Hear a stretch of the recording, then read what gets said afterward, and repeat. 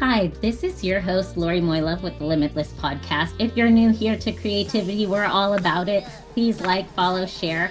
We have an amazing guest today, Allison Charney. She comes with a wealth of background in opera, operatic voice. I think I was really honestly impressed when I was at an event where you were singing your newest album, Alike, and I was wondering if you could kind of dig into the creative process of what it was like to create Alike and reimagining different songs and how that process and that creative process was for yourself. Sure. First of all, so nice to be here. Thank you for having me. What a fun outcome of doing a performance, having it Yeah. join you here. I think that the point that I'm trying to make with this album, I think drove the entire creative process for the entire team. So I think that's sort of the starting point in discussing anything creative about this album for sure. It's called Alike My Mother's Dream, and I understand dreaming is a big part of Yes. your podcast this season. And this is my response to the lessons my mother has taught me and continues to teach me and anybody in her orbit about the importance of striving to find what makes us alike as human beings rather than what divides us. That's sort of it in a nutshell. And the way that I do that is the way I do anything sort of is I sing classical music. And so this classical music album in which I sing. And there are seven tracks. Four of them are composed by composers who are living now, and three are rediscovered pieces from the late Romantic era that you just alluded to. And the album, I think of it as being divided into two sections, although it isn't really, or you wouldn't notice the two sections, but there are the country pairs. There's a piece composed by a Russian, one by a Ukrainian, one by an Iranian, and one by an Israeli. My point being that I believe all of that music belongs right next to each other on this album, just as I believe those people all belong right next to each other on planet Earth. And then there are the rediscovered big orchestral anchors. I guess actually, yeah, just the big orchestral anchors. One of them is a piece by a woman who lives today in New York City. It's called Invocation. She went around her super diverse neighborhood of Washington Heights, interviewing everybody who works there to ask them to please translate one sentence, the same sentence, into their native language, their language of origin. And that sentence is make peace on all your lands. And what she did is she selected 15 of those and she set 15 world languages, one sentence, make peace on all your lands for soprano and full orchestra. So that's one of the tracks. Wow. Uh, Yeah. I keep going on and on, but I guess the point is that the creativity was driven by the goal, which is to try to tell a story of unity. Hmm. And not a story necessarily, not that I just, it's hard to say like, right, what impact does this one little classical music album have? How could this possibly be anything about unity? And when you listen to it, are you really thinking about that when you're listening to it? I don't know. I hope when you're listening to it, you like it. And I hope when you're listening Hmm. to it, you feel something. I hope it gives you 41 minutes of an opportunity to just sit and be with your feelings. Because at the end, what else is art for? Right? Allow people to feel, right? But then if you want to dig a little bit deeper into the meaning of it, my hope is that this is just, my little drop in the bucket of creatively trying to point out just how much we all have in common. So I guess it's my creative drop in the bucket. Yeah. And I think the cool thing is like it's really true because there's a lot of connectivity. And in a sense, with your album, there was a lot of collaboration in that process. And I guess, can you go over like a little bit of the collaborative effort? Because, in this, like, as an artist, you're kind of the one painting the canvas, but you're also working with other painters. And I guess, could you kind of share that creative process with your collaborators and how that works? Yeah, the first most important collaborator is the pianist and conductor who either plays piano or conducts on every track of the album, and that is Benjamin Loeb. And Ben and I have been friends and musical partners for 37 years, really long time, an epically long time, an unimaginably long time. Um, And, we live very different lives, and we're each married and we have children. Somebody recently wrote about my husband, Benjamin Loeb. Benjamin and I are definitely not married. Our spouses would be shocked to learn, but we have been sort of committed to this creative process together for a really long time. And even though we collaborate with plenty of other people, we sort of always touch base with each other and are always really excited when we get to do something together. And our collaborative process is tough because we've known each other for so long, and we, sort of don't let each other get away with anything. And we're each other's biggest fan and biggest critic, I think, in the best possible way. You need somebody to be your critic. So that's a delightfully rewarding big piece of the puzzle. And then there are other collaborative artists. There's a whole orchestra. There's the cellist Peter Seidenberg. There's the flutist Allison Loggins Hull. There's the violinist Kelly Hall Tompkins. And harpists, Kirsten Agresta Copley and Gay LeBlanc. And then there are the composers who are living, the four composers. There's Kian Ravai and Mariana Rosette and Kim D. Sherman, who's the one who wrote Invocation, and also Lara Auerbach. And the collaborative process I find between living composer and performing artist is so rewarding because, my job as a singer, I don't write the music. This is not my original composition in any way. It's my job to interpret the music that's put in front of me. And incredibly rewarding is the ability to go back and forth with a composer and make suggestions and have them listen to it this way. And what about this way? And what about this? And this might fit better in my voice here. And this might work, and I find all of these composers to be unbelievably collaborative in that respect. And it's so fun for me to get to be a little part in the compositional process. Yeah. And there's the production team. So it goes on and on and on. My producers, Kit Wakely and Christina Giacona and Patrick Conlon and Jeff Keswin. There's a whole team of associate producers. There's a whole team of editors and engineers. I mean, it goes on. And every person plays such an important role and has their ears on the project and is comfortable, chiming in when they think something is great and when they think something is less than great. And all of that is so important. And in this particular case, it's really been the most supportive of all possible teams, the dreamiest of all dream teams. And, I think everybody is at their creative best when they're feeling supported and comfortable, so you can make mistakes and, sound icky sometimes in order to get to the good. Yeah, it's very true. Like it's like sometimes you have to have the failures to get to the good stuff. And just like you were saying, like it's really a community and really alike is that unity because it really wove together also a lot of amazing creative and talented musicians, producers, artists, including you. Like it kind of melded that. So it's a perfect melting pot for that. Yeah. That I'm going to use that from now on. It's the perfect melting pot, my dream. Team yeah. alike, we call ourselves. Yeah.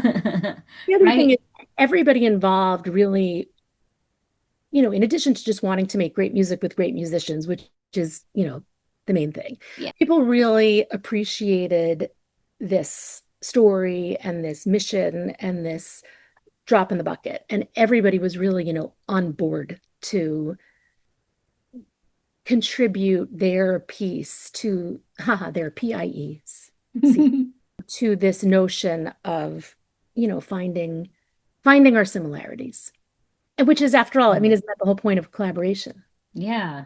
It's Working looking at together. what the alike. We're all alike in a way, and it's, creating and melding each of our talents together. And I think that's what was so beautiful with your album is it was like everyone's top tier talent coming together. And even like I was listening to the album recently and was just like, wow, it just kind of all came together beautifully. I was wondering, Allison, like, where do you find your, whether that's your creative reset, where do you find your refuge, like as a creative? Because you're probably doing vocal warm-ups daily. So there's other artists that are listening. Like, what are some creative gems that you can kind of share with these creatives? Like, where to reset or respark your creativity when you don't have any? I mean, at the end of the day, this is a job just like any other job. And there are days, you don't want to get up and do your job. And the weird and sort of impossible thing about being a singer is you carry your instrument with you 24 hours a day. Yeah. And so in terms of singing, like just doing the singing of it, think of how many times you've woken up in the morning with sort of a scratchy throat, or your voice sounds a little deep or a little high or a little, that's all devastating for a singer. And so there's that piece of it, and then there's just in general, like there's so much more to it, and there's so much hyphenate-ness to all of this. I don't know any creative person who is just the one thing. Right. We all wear so many hats. So I guess like that was in part of that creative question is like in wearing the hats, how do you balance that? Because you're a mom, like there's all these other titles that you carry.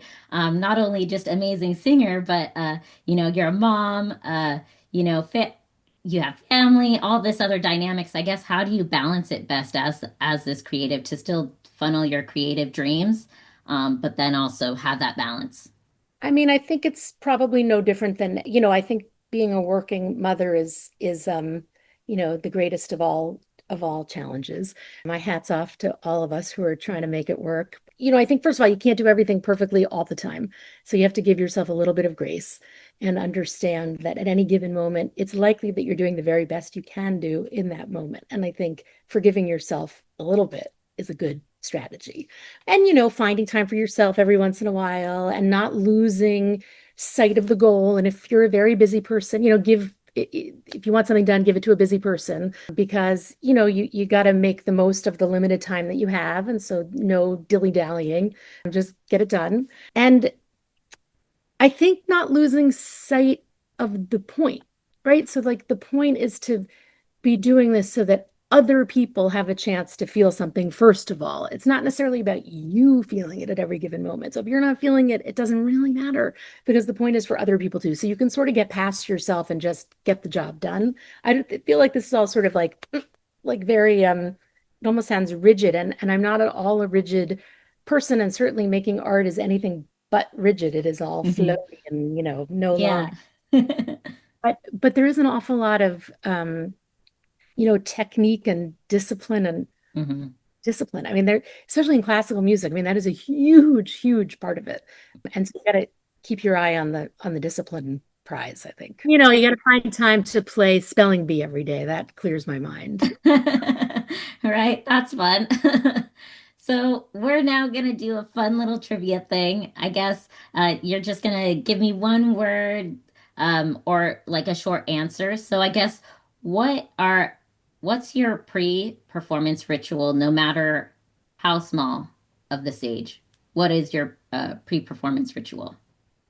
I look at a photograph that was taken of me when I was 8 years old, when I caught a fish that made it into the summer newspaper as the catch of the week. Oh my gosh, I love that. We're gonna have to share this picture. Like I'll that's funny, amazing. I was sitting around, I'm sitting at my piano, and it's often Like somewhere here, but I don't see it. I'll send it to you. okay, one area you could sing in your sleep or just lay. Well, I think probably not an aria, but a song by Mhm. Strauss called Zueignung, which means dedication. I have ended almost every single program I've ever done singing that one gem of a piece. So I'm pretty sure that one I can roll out of bed. You'll just do dedication. Wow, I love that. And then what about your worst onstage mishap? And I guess what happened? That's like a no-brainer answer. The worst on-stage mishap was when I was singing Madame Butterfly. I've sung a ton of Madame Butterfly in my career, and I was on a tour singing Madame Butterfly. And at the beginning of Act Three, if you've seen that, Act Two ends, she's waiting. Pinkerton, her love, is finally coming back from America, and she and her faithful helper, Suzuki, and her child are together waiting, holding a vigil for the ship that is coming. And the end of Act Two is that they see the ship in the distance and so happy. And then Act Two ends, and then Act Three, and they're waiting, waiting, waiting, and then Act Three begins, and they're waiting, waiting, waiting, and the helper and the child have fallen asleep, and Butterfly is still waiting. And I was in a production where the curtain rises on Act 3. We're in the same positions you found us in before the intermission, and the music is supposed to go bum, bum, bum, bum, bum, bum, bum, bum. And I am still gazing outward towards the sea and the ship. And so I'm not looking down at the conductor or the orchestra, and I don't have to because I know the cue perfectly, right? And nothing, no music, nothing. Oh my. And still nothing. And sometimes on stage, time goes really slowly, and you'll think something is, 5 minutes long, and it's really 5 seconds long. But Mm. this was really, really, really long time. And I finally started as slowly as I could, bringing my gaze downward to try to communicate with the conductor. And by the time it got down so that it would be imperceptible to the audience that I wasn't doing the exact same thing, as I was supposed to be frozen in time. And as I looked down, I saw that neither the conductor nor the orchestra had returned from the break.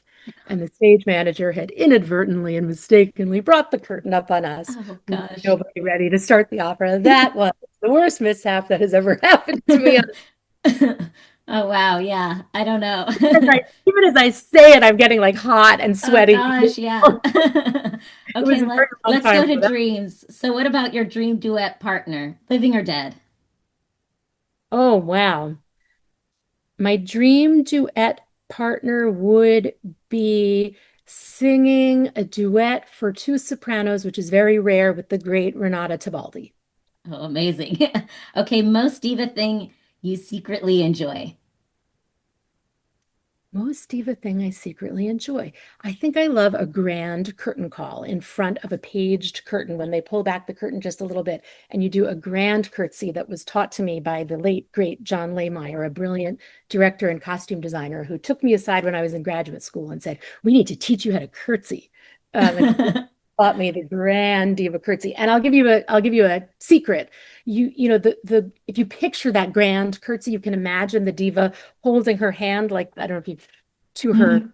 to her Yeah. breast, like that. In Italy, they used to pay you at the intermission in cash, and it was not safe to leave your cash in the dressing room. And so Oh people would wow. stuff their cash in their cleavage. And when they came out, they did, you could not see that they Oh, had. I see. That's funny.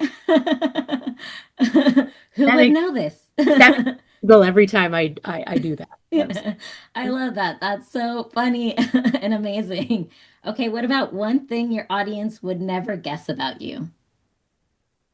Oh my gosh. One thing you would never guess about me. When I was in high school, I drove carpool and I tortured the younger kids in the car the year that Bonnie Tyler's Total Eclipse of the Heart came out because I made a cassette tape that only had that song over and over and over and over again. And that's what I made them listen to on the way to school. Oh wow, they must have loved you after a while. That's amazing. Okay, what about what's your go-to come down after a big performance? Hmm. My go-to come down. I don't know if I have a go-to. I mean, I love being with people afterwards. I love, the postmortem. I love being able to relax and not worry about my throat for just a little bit and, unwind together with family and friends and, be with the really important people. I don't know Yeah. ritual, but that's my favorite moment. Yeah. I love that. It's all about community, family, friends, those that support you. So I love that. That's Also, beautiful. just like real life, you know. Yeah. And then if you weren't a singer, what would your dream job be? Um, I used to think that I wanted to be in politics when I was a child. I think that is definitely no longer the case. I've always been fascinated by languages, which, comes into play. So I thought Mhm. maybe I actually, when I was in high school, I thought maybe I would like to be a United States senator or an interpreter for the UN. Oh, I like that. That's cool. You never know, these things are still possible. Yeah. Now Yeah. I now my dream is to be, I mean, not for a long time still, but the next dream job will be grandmother. Aw. Not for a very long time. My young, but that would Yeah. be the transition job. The next dream. Yeah. And speaking of dreams, I ask each of my guests one word that connects them with dreams and creativity. What would your one word be?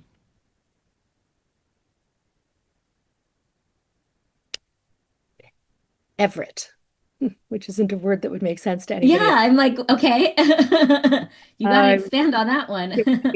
well, Everett was my great uncle, my mother's uncle, Mm, and again, this album is like my mother's dream, mm, and that got its inspiration from the fact that my uncle Everett had a dream for my mother that she has lived mm, her life trying to fulfill, and it's a very similar dream he fought on the front lines of World War II, and mm, his dream was that my mother, a sweet little Jewish girl in the United States, would someday be able to be a loving friend to a sweet little German girl who he was seeing um, in Germany, and that was his dream was that that could be a possibility, that mm. those two little girls could grow up in friendship and love.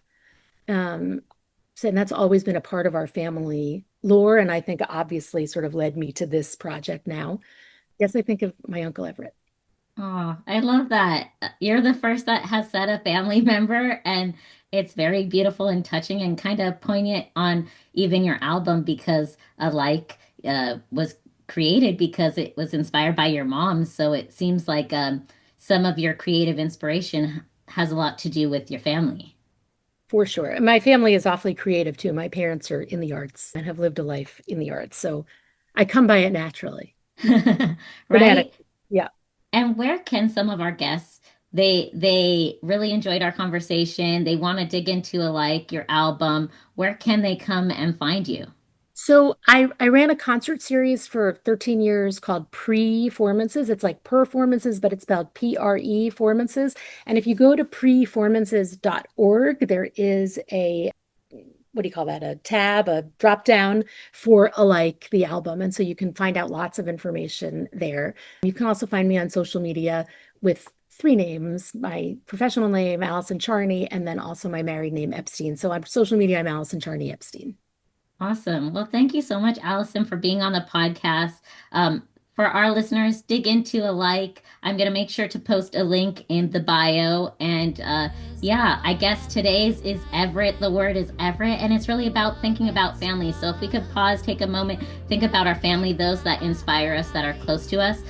That's really where we get our creativity. So, Allison, thank you for that reminder because it was a beautiful reminder for our creatives, embrace family. That's what it's about, and they give us a lot of our inspiration. So thanks to our limitless listeners, and thanks, Allison.